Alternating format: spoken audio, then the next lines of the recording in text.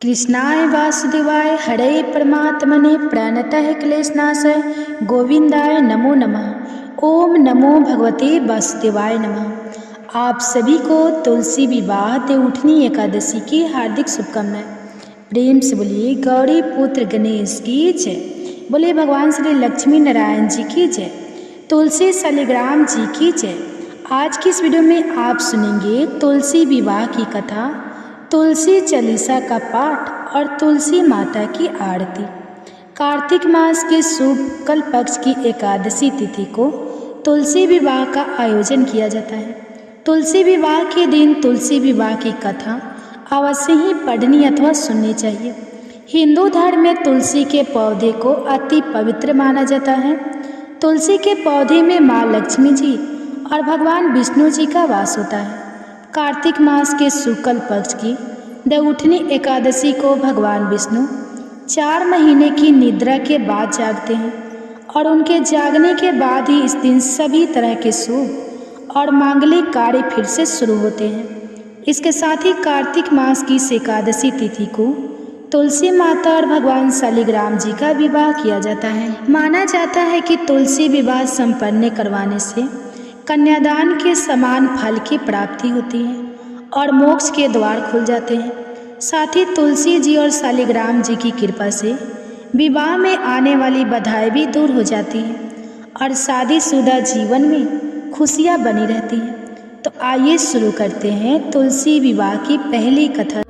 एक बुढ़िया माई तुलसी जी को सींचती थी और कहती थी, हे तुलसी माता, सत की दाता, मैं तेरा बिरला सींचती हूँ। मुझे बहू दे, पीताम्बर की धोती दे, मीठा मीठा घास दे, बैकुंठ में वास दे, चटल की चाल दे, पटक की मौत दे, चंदन का काट दे, रानी का राज दे, दाल भात का भोजन दे, 11 की मौत दे, कृष्ण जी का कंधा दे। तब तुलसी माता यह सुनकर सूखने लगी। तो भगवान ने पूछा, हे तुलसी, तुम क्यों सूख रही हो? तो तुलसी माता ने कहा कि एक बुढ़िया रोज आती है और यही बात कह जाती है, मैं सब बात तो पूरा कर दूंगी, लेकिन भगवान कृष्ण का कंधा कहाँ से लाऊंगी? तो भगवान बोले, जब वो मरेगी तो मैं अपने आप कंधा दे आऊँगा। तो बुढ़िया माई से कह देना। जब बुढ़िया माई मर गई, सब लोग आ गए। जब माई को ले जाने लगे तो वह किसी से नहीं उठी। तो भगवान श्री कृष्ण एक बार 12 बरस के बालक का रूप धारण करके आए और बालक ने कहा, मैं कान में एक बात कहूँगा तो बुढ़िया माई उठ जाएगी। बालक ने बुढ़िया माई के कान में कहा, बुढ़िया माई, मन की निकाल ले, पीताम्बर की धोती ले, मीठा मीठा घास ले, बैकुंठा में वास ले, चटक की चाल ले, पटक की मौत ले, कृष्ण जी का कंधा ले। यह सुनकर बुढ़िया माई हल्की हो गई। तो भगवान श्री कृष्ण ने उन्हें कंधा दिया और बुढ़िया माई को मुक्ति मिल गई। हे तुलसी माता, जैसे बुढ़िया माई को मुक्ति दी वैसे ही सबको देना। प्रेम से बोलिए श्री तुलसी महारानी जी की जय, भगवान श्री कृष्ण की जय। अब आप सुनिए तुलसी माता की दूसरी कथा। शिव पुराण के अनुसार पौराणिक समय में दैत्यों का राजा दंभ हुआ करता था। वह बहुत बड़ा विष्णु भक्त था। कई सालों तक उसके यहाँ संतान नहीं होने के कारण उसने शुक्राचार्य को अपना गुरु बनाकर उनसे श्री कृष्ण मंत्र प्राप्त किया। यह मंत्र प्राप्त करके उसने पुष्कर सरोवर में घोर तपस्या की। भगवान विष्णु उसकी तपस्या से प्रसन्न हुए और उसे संतान प्राप्ति का वरदान दे दिया। भगवान विष्णु के वरदान से राजा दंभ के यहाँ एक पुत्र ने जन्म लिया। इस पुत्र का नाम शंखचूड़ रखा गया। बड़ा होकर शंखचूड़ ने ब्रह्मा जी को प्रसन्न करने के लिए पुष्कर में घोर तपस्या की। तपस्या से प्रसन्न होकर ब्रह्मा जी ने उसे वरदान मांगने को कहा। तब शंखचूड़ ने वरदान मांगा कि वह हमेशा अजर अमर रहे, वह कोई भी देवता उसे नहीं मार पाए। ब्रह्मा जी ने उसे यह वरदान दे दिया और कहा कि वह बद्री वन जाकर धर्मध्वज की पुत्री तुलसी जो तपस्या कर रही है उससे विवाह कर ले। शंखचूड़ ने वैसा ही किया और तुलसी के साथ विवाह के बाद सुखपूर्वक रहने लगा। उसने अपने बल से देवताओं, असुरों, दानवों, राक्षसों, गंधर्वों, नागों, किन्नरों, मनुष्य तथा त्रिलोकी के सभी प्राणियों पर विजय प्राप्त कर ली। वह भगवान श्री कृष्ण का परम भक्त था। शंखचूड़ के अत्याचारों से सभी देवता परेशान होकर ब्रह्मा जी के पास गए और ब्रह्मा जी उन्हें भगवान विष्णु के पास ले गए। विष्णु ने कहा कि शंखचूड़ की मृत्यु भगवान शिव के त्रिशूल से ही होगी, अतः आप उनके पास जाए। भगवान ने उन्हें चित्ररथ नामक गण को अपना दूत बनाकर शंखचूड़ के पास भेजा। चित्ररथ ने शंखचूड़ को समझाया वह देवताओं को उनका राज्य लौटा दे, परंतु शंखचूड़ ने मना कर दिया और कहा कि वह महेश्वर से युद्ध करना चाहता है। भगवान शिव को जब यह बात पता लगी तो वे युद्ध के लिए अपनी सेना लेकर निकल पड़े और दानवों में घमासान युद्ध हुआ, परंतु ब्रह्मा जी के वरदान के कारण शंखचूड़ को देवता नहीं हरा पाए। भगवान शिव ने शंखचूड़ का वध करने के लिए जैसे ही अपना त्रिशूल उठाया तभी आकाशवाणी हुई कि जब तक शंखचूड़ के हाथ में श्रीहरि का कवच है और उसकी पत्नी का सतीत्व अखंडित है तब तक इसका वध असंभव है। आकाशवाणी सुनकर भगवान विष्णु वृद्ध ब्राह्मण का रूप धारण कर शंखचूड़ के पास गए और उससे श्रीहरि कवच दान में मांग लिया। शंखचूड़ ने वह कवच बिना किसी संकोच के दान कर दिया। शंखचूड़ का रूप बनाकर तुलसी के पास गए। शंखचूड़ रूपी भगवान विष्णु ने तुलसी के महल के द्वार पर जाकर अपने विजय होने की सूचना दी। यह सुनकर तुलसी बहुत प्रसन्न हुई और पति रूप में आए भगवान का पूजन किया। ऐसा करते ही तुलसी का सतीत्व तो खंडित हो गया और भगवान शिव ने युद्ध में अपने त्रिशूल से शंखचूड़ का वध कर दिया।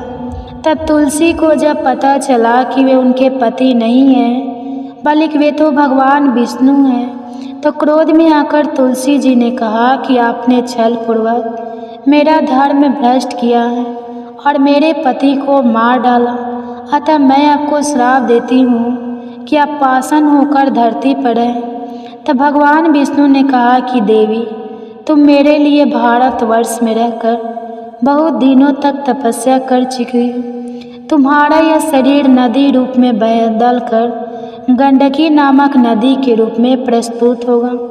तुम पुष्पों में श्रेष्ठ तुलसी का वृक्ष बन जाओगी और सदा मेरे साथ रहोगी। तुम्हारे श्राप को सत्य करने के लिए मैं पाषाण शालिग्राम बनकर रहूँगा। गंडकी नदी के तट पर मेरा वास होगा।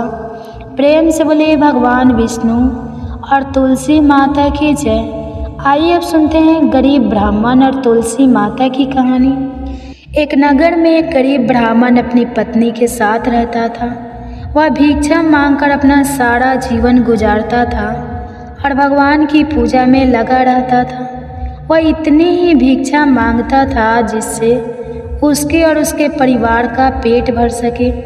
उस नगर का राजा बहुत धनवान और ब्राह्मणों का आदर करने वाला था। राजा किसी भी ब्राह्मण को अपने महल से खाली हाथ नहीं जाने देता था। दूर दूर से ब्राह्मण राजा के पास आते और उसे मुंह मांगा दान देकर आशीर्वाद देते हुए चले जाते। एक दिन ब्राह्मण की पत्नी ने ब्राह्मण से कहा कि दूर दूर से ब्राह्मण राजा से मनचाहा दान लेकर चले जाते हैं और तुम यहाँ के यहाँ एक दिन भी राजा के पास नहीं गए। जन्म भर कंगाली कहाँ तक झेलूं। आज तुम जाओ और राजा से कुछ मांग कर लाओ। ब्राह्मण ने अपनी पत्नी को समझाते हुए कहा कि तू तो बावड़ी है, हमें धन की क्या ज़रूरत, हमें इतना तो मिल ही जाता है जिससे हम अपना पेट भर सकें। और राजा का धन अच्छा नहीं होता, वह हमें नहीं लेना चाहिए। ब्राह्मण की पत्नी जीत पर अड़ गई और बोली, मैं तुम्हारी एक भी बात सुनने वाली नहीं हूँ। कब तक हम कंगाली में जीते रहेंगे? तुम तो रोज़ माला लेकर बैठ जाते हो। अपने बच्चे को क्या खिलाए और क्या पहनाए, जब बच्चे दूसरे बच्चों को पहनते ओढ़ते और खाते पीते देखते हैं तो उनका मन भी ललच जाता है। आज तुम राजा के पास जाओ, राजा बहुत भला व्यक्ति है, वह हमें जरूर मुँह मांगा दाम देगा। मजबूर होकर ब्राह्मण राजा के महल की ओर चल दिया, पर राजा उस समय महल में नहीं था। ब्राह्मण को वापस लौटना पड़ा। दूसरे दिन ब्राह्मण की पत्नी ने ब्राह्मण को फिर से महल भेजा, परंतु फिर से महल में नहीं मिला राजा। तीसरे दिन राजा महल में मिल गया और उसने ब्राह्मण का स्वागत किया और उसे आसन पर बैठाया और 2 दिन ना मिल पाने के लिए क्षमा भी मांगी। राजा ने कहा, मैं आपकी क्या सेवा कर सकता हूँ? ब्राह्मण ने कहा, जो मैं मांगूँ तो आप दे सकेंगे? राजा ने कहा, हाँ कहिए, मैं आपकी क्या सेवा कर सकता हूँ? ब्राह्मण ने निवेदन किया, महाराज मैं कुछ और नहीं चाहता, बस आप मुझे अपनी पसीने की कमाई से 4 पैसे दान में दे दीजिए। ब्राह्मण की बात सुनकर राजा चौंक गया और सोचने लगा, खजाने में बहुत सारा धन पड़ा है, पर मेरी मेहनत की 1 कौड़ी भी नहीं है। राजा ने ब्राह्मण से कहा, आप मुझे 1 दिन का समय दें, मैं कल आपको आपका मुँह मांगा दान दूंगा। ब्राह्मण को जब खाली हाथ देखा तो पत्नी बोली, क्या हुआ? राजा ने कुछ नहीं दिया? ब्राह्मण बोला, राजा ने कल देने के लिए कहा है।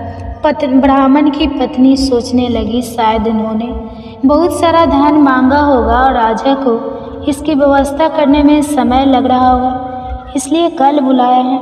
दूसरी ओर राजा ने अपनी राजसी कपड़े बदलकर फटे पुराने कपड़े पहने और मजदूर जैसा भेष बना लिया।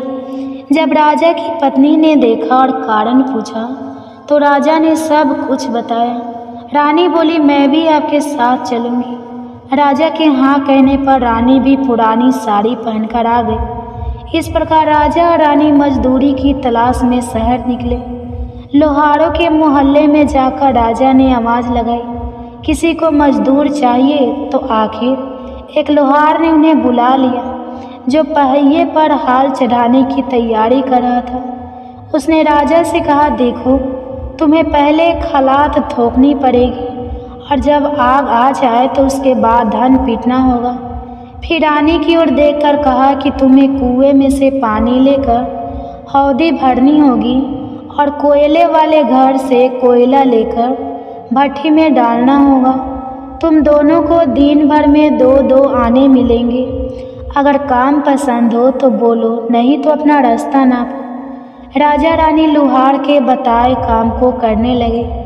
राजा खलाद ठोकने लगा, पर उसे काम ठीक से नहीं हो पा रहा था। लोहार नाराज होकर राजा को ठीक से काम करने के लिए कहता तो राजा जैसे तैसे अपना काम करने लगा। रानी भी कुएं से पानी भरकर लाने लगी।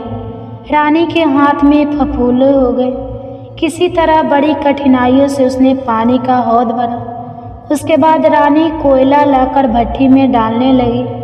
भट्टी में आग आने पर लोहार ने बाट भट्टी में से निकालकर पहिए पर जमाए और एक घन अपने हाथ में लेकर और एक राजा के हाथ में देकर कहा, देखो बारी बारी से घन इस पर पटकना, हाथ इधर उधर ना हो पाए। राजा जोर जोर से घन पटकने लगा, लेकिन उसका निशाना ठीक नहीं बैठता। कभी घन हाल पर गिरता तो कभी पहिए पर। मजदूरों का यह हाल देखकर लोहारिन बड़बड़ाती हुई आई और लोहार से कहने लगी, तुमने कहाँ से यह 9 सखिए मजदूर काम पर लगाए हैं? इनसे काम नहीं होगा, यह मजदूर तुम्हारा सब काम बिगाड़ देंगे। राजा रानी उन दोनों की फटकार सुनते सुनते अपना काम मन लगाकर करते रहे। घान पटकते पटकते राजा का शरीर पसीने से तर हो गया और जोर जोर से सांसें चलने लगी। रानी भी पानी भरते भरते और कोयला झोंकते झोंकते थक कर चूर हो गई। दोनों ने पूरे दिन बहुत मेहनत की। लोहार ने राजा रानी को 2-2 पैसे दिए, जिसे वह बड़ी खुशी से लेकर महल आ गए। आज उन्हें पता लगा कि मेहनत की कमाई कैसी होती है। राजा ने 4 पैसे अलग रख दिए और अगले दिन ब्राह्मण को बुलाकर उसे दे दिए। ब्राह्मण राजा को आशीर्वाद देकर घर लौटा और ब्राह्मणी से कहा, लो मैं राजा के हाथ से दक्षिणा ले आया हूँ। ब्राह्मणी खुश होकर दौड़ती हुई आई और जब उसने 4 पैसे देखे तो वह ठिठक कर रह गई और उन्हें दूर फेंक दिया। वह जल भूनकर ब्राह्मण से बोली, तुम जैसे दरिद्र से राजा के यहाँ जाकर भी कुछ ना मांगा गया, शर्म भी नहीं आती। यह कहकर वह रूठ कर चली गई और बहुत देर तक बड़बड़ करती रही। ब्राह्मण ने उन 4 पैसों को उठाकर तुलसी घर के पास रख दिया और सोचा जब ब्राह्मणी शांत हो जाएगी तो ज़रूरत पड़ने पर उठा लेगी। परंतु कई दिनों तक पैसे वहीं रखे रहे और फूल बेलपत्र ऊपर से गिरकर मिट्टी में दब गए। ब्राह्मण और ब्राह्मणी दोनों ही उन सिक्कों के बारे में भूल गए। कुछ दिनों बाद तुलसी घर में 4 पौधे उगे। चारों पौधे बहुत सुंदर थे। यह देखकर ब्राह्मणी रोज उनमें पानी डालती। 4 महीने बाद वह पौधे बड़े हो गए और उनमें फूल लगने लगे। फूल सूखने पर इनमें मोती झरने लगे। ब्राह्मण और ब्राह्मणी ने कभी मोती नहीं देखे थे। वह समझे कि कोई बीज है। हर रोज कई फूल झरते और बहुत मोती पूरे तुलसी घर में बिखर जाते। ब्राह्मणी उन मोतियों को समेटकर घर के कोने में डाल देती। इस तरह वहाँ मोतियों का ढेर लग गया। एक दिन एक सब्जी वाली आए। ब्राह्मणी को सब्जी लेनी थी पर उसके पास पैसे नहीं थे। उसने सब्जी वाली से कहा, क्या तुम इन चमकदार चीज़ों के बदले सब्जी दे सकती हो? सब्जी वाली ने देखा तो वह पहचान गई कि यह तो मोती है। उसने खुशी खुशी ब्राह्मणों को उन मोतियों के बदले उसके मन पसंदी सब्जी दे दी। अब से हर रोज ऐसा होने लगा। ब्राह्मण और सब्जी वाली दोनों खुश थे। सब्जी वाली यह सोचकर खुश थी कि मुझे 1 पैसे की तरकारी के बदले हजारों का माल मिलता है, और ब्राह्मणी यह सोचकर खुश थी कि इन चीज़ों के बदले सब्जी मिल जाती है। इस प्रकार कई महीने बीत गए। इधर राजमहल में कोई राजहंस थे तो मोती चुगते थे। राजा का यह नियम था, जब राजहंस मोती चुग लेते थे इसके बाद ही राजा और उनका परिवार भोजन करता था। एक समय बाद राजा का सारा धन उन मोतियों और दान देने में खर्च हो गया। अब राजा को मोती खरीदने के पैसे तक नहीं बचे। यह खबर पूरे नगर में फैल गई। ब्राह्मण और ब्राह्मणी को जब यह बात पता चला तो उन्होंने यही विचार किया कि राजा बहुत दानी और नेक दिल है। उसने अपना सब कुछ दान कर दिया, यहाँ तक कि शायद उनके पास खाने को भी कुछ नहीं है। ऐसे हालत में हमें उन लोगों की सहायता करनी चाहिए। तो ब्राह्मण ने कहा, अगर तू कहे तो इसमें से कुछ बीज राजा को दे दूँ। तो ब्राह्मणी कहती है, इससे सब्जी और खाने की चीज़ें मिल जाती है। ब्राह्मणी ने कहा, हाँ मैं रोज़ इसके बदले सौदा लिया करती हूँ। ऐसा कहकर ब्राह्मणी एक टोकरी बीज भर लाई। ब्राह्मण राजा के पास पहुँचा और उसे वह मोती दिए और राजा को सारी बात बताई। राजा उन मोतियों को देखकर चौंक गया। उसने मोती राजहंस को दिए। राजहंस उन्हें चुगने लगा। यह देखकर राजा ने ब्राह्मण से कहा, एक एक मोती सैकड़ों रुपयों का है। सच बताए, आपके पास इतने मोती आए कहाँ से? ब्राह्मण बोला, महाराज ऐसे तो हमारे घर पर बहुत है। राजा को पूरी बात बताई। राजा अपने मंत्रियों के साथ ब्राह्मण के घर पहुँचे और उन चारों पेड़ों को देखा। पूछताछ में उन सिक्कों वाली बात सामने आ गई। जब पेड़ों को देखा तो उनकी जड़ के पास वही सिक्के चिपके हुए थे। आज ब्राह्मण और ब्राह्मणी को मालूम हुआ कि उनके पास लाखों करोड़ों की दौलत है, जिसे वह साधारण बीज समझते थे। ब्राह्मण ने सोचा कि मेरे लिए यह धन किस काम का। ऐसा सोचकर ब्राह्मण ने सारे मोती राजा को दान में दे दी। राजा की आंखें खुल गई। मेहनत के धन की कीमत उन्हें मालूम पड़ गई। उस दिन राजा ने प्रण कर लिया कि मैं खजाने के पैसों से एक भी पैसा अपने खर्च में नहीं लाऊंगा। अपना खर्च मेहनत करके चलाऊंगा। खजाने और ब्राह्मण के दान से राजा ने जनता के हित में कई धर्म कार्य शुरू किए। तुलसी माता की कथा समाप्त होती है। प्रेम से बोलिए माँ तुलसी जी की जय। आइए अब माता तुलसी की दूसरी कथा को सुनते हैं। इस कथा को सुनने से एकादशी के व्रत का संपूर्ण फल मिल जाता है। किसी समय एक कुटुंब में ननद तथा भाभी साथ साथ रहती थी। ननद का विवाह अभी नहीं हुआ था। वह तुलसी के पौधे की बहुत सेवा किया करती थी, लेकिन उसकी भाभी को यह सब बिल्कुल भी पसंद नहीं था। जब कभी उसकी भाभी को अत्यधिक क्रोध आता तब वह उसे ताना देते हुए कहती।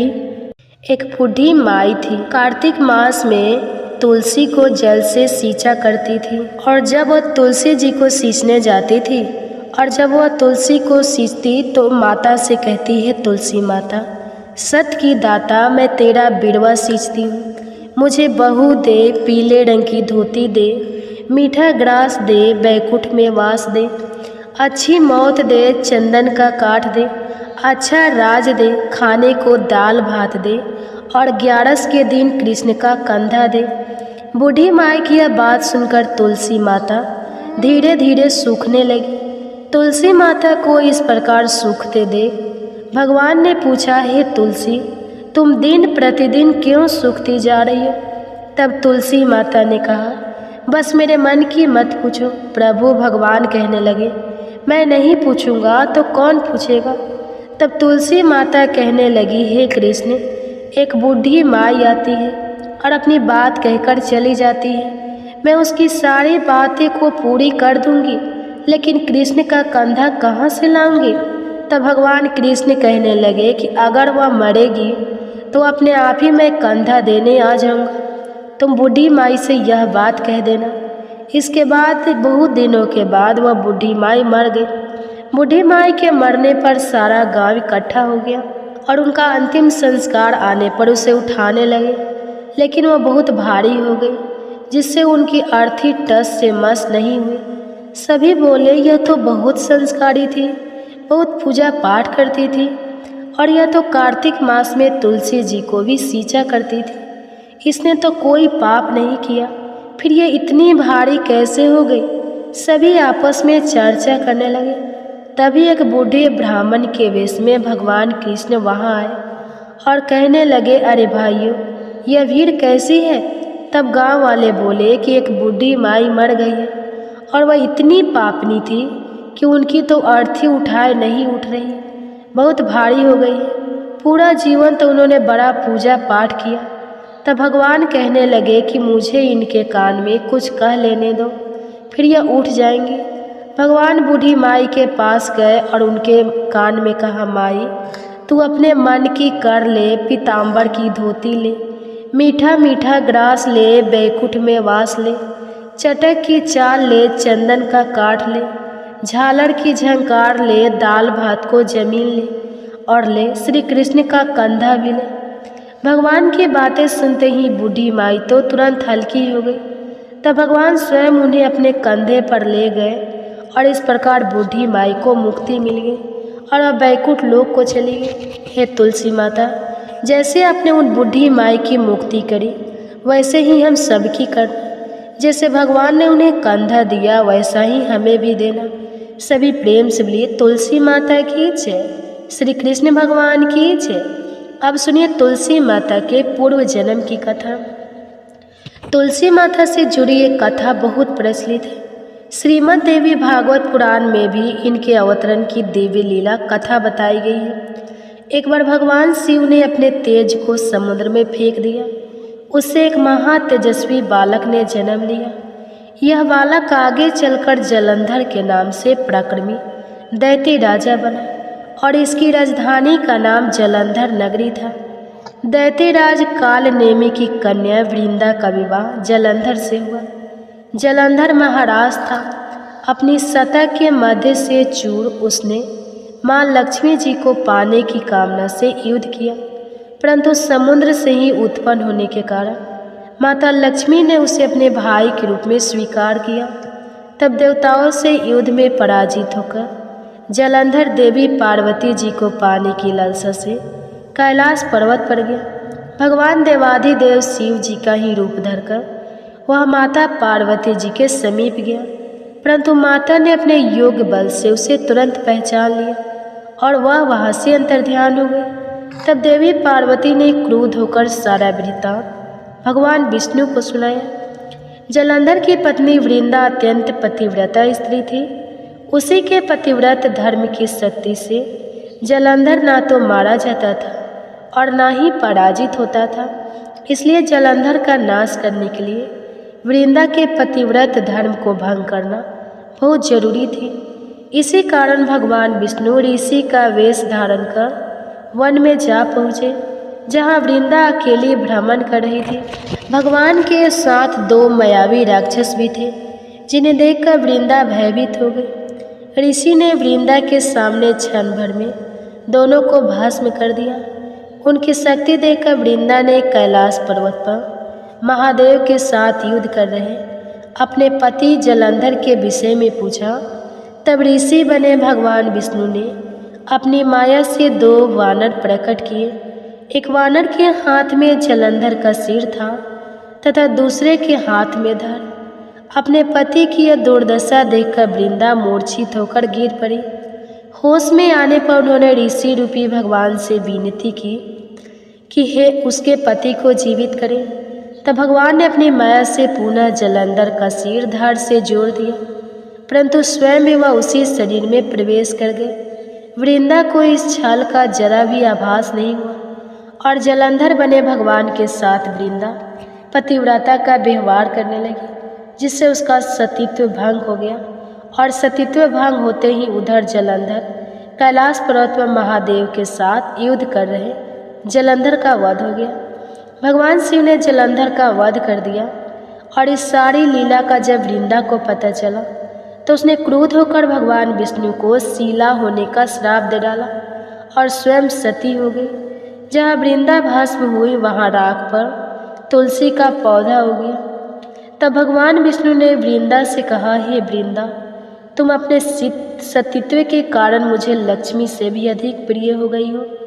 अब तुम तुलसी के रूप में सदा मेरे साथ रहोगी।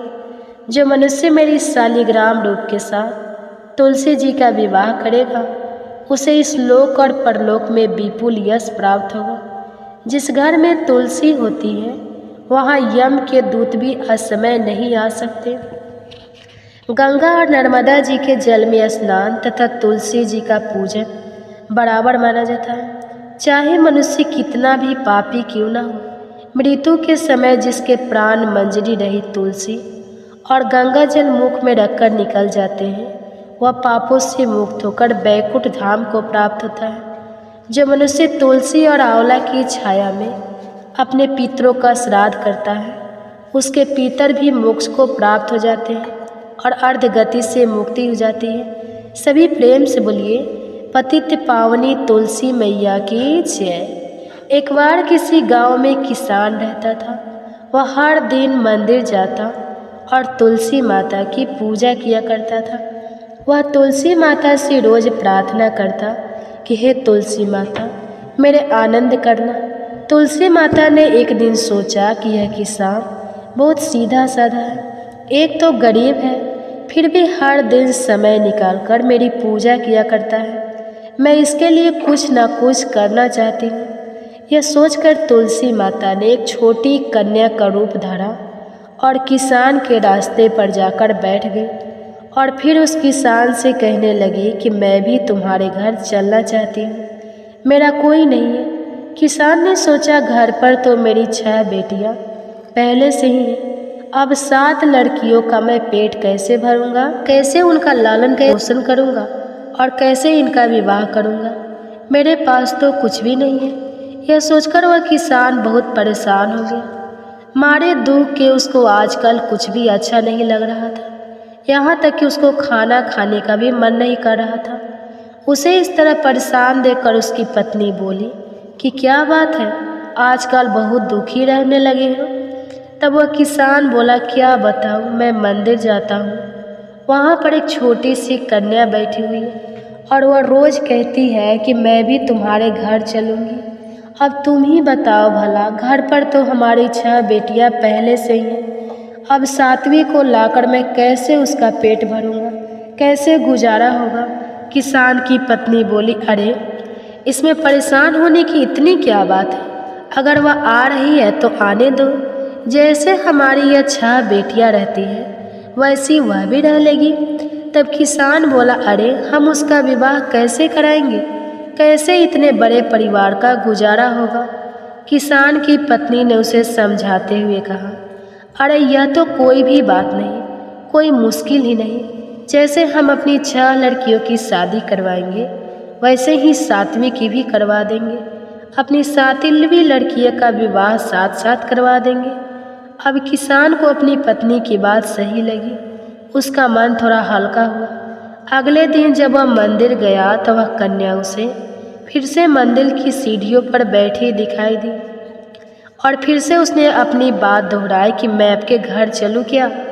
अब की बार किसान ने ना तो उससे मना किया ना ही कोई बहाना बनाया, बल्कि उसका हाथ पकड़कर कहा, हाँ चल बेटी घर चलो।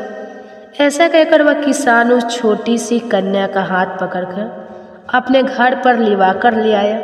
अब जब वह घर ले आया तो तुलसी माता जो कन्या के रूप में उस किसान के घर पर आई थी, उनका तो पैर किसान के घर पर पड़ते ही किसान के तो मानव आनंद ही आनंद छा गया।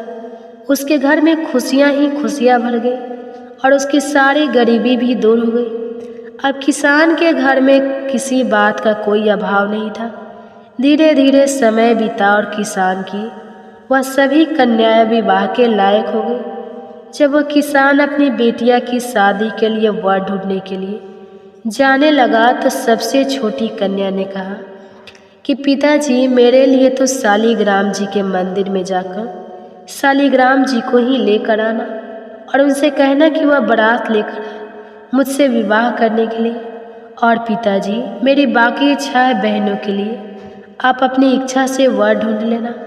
किसान ने ऐसा ही किया और तुलसी महारानी की कृपा से उसके तो सारे जेवर कपड़ा खाना सब तैयार हो गया और खूब धूमधाम से सबका विवाह हो गया और उस किसान के घर पर तुलसी माता की कृपा हो गई। हे तुलसी माता, जैसे आपने उस किसान के घर पर कृपा की वैसे ही सब पर करना और वैसे ही आनंद और खुशियाँ सबको देना। कथा को कहते सुनते और हुंकार भरते सभी भक्तों के घर पर अपनी कृपा दृष्टि बनाए रखना, सभी के दुख दूर करना।